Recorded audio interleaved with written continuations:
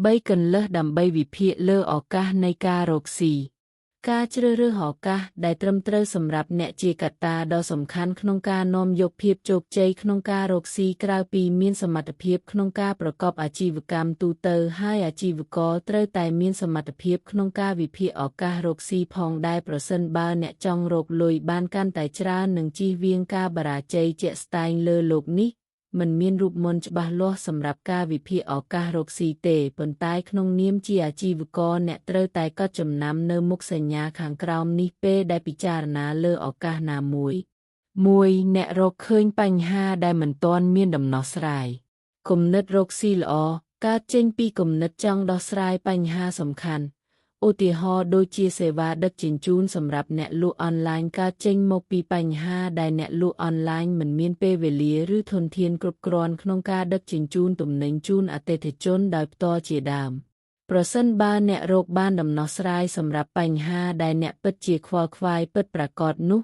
អាជីវកម្មរបស់អ្នកអាចនឹងទទួលបានការស្វាគមន៍និងអាចចូលរួមដល់ការអភិវឌ្ឍសហគមន៍បានថែមទៀត2អ្នករកឃើញគំរូអាជីវកម្មក្នុងទីផ្សារដទៃអាជីវករត្រូវតែតាមដានគំរូអាជីវកម្មនិងផលិតផលថ្មី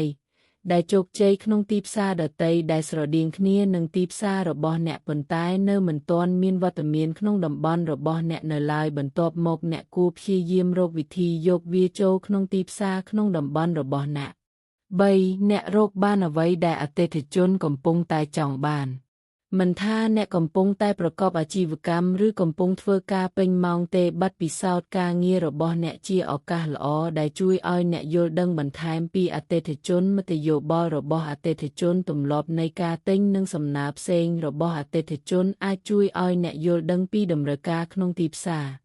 មានពេលខ្លះអតិថិជនរបស់អ្នកស្នើសុំអ្វីដែលមិនទាន់មានហើយពេលខ្លះទៀតពួកគេអាចចង់បានអ្វីដែលមានស្រាប់ហើយតែល្អជាងមុនការស្ដាប់មតិយោបល់ទាំងនេះនឹងជួយដល់អ្នកក្នុងការសម្រេចចិត្តលើឱកាសរកស៊ីដែលអាចផ្គត់ផ្គង់តាមតម្រូវការអតិថិជន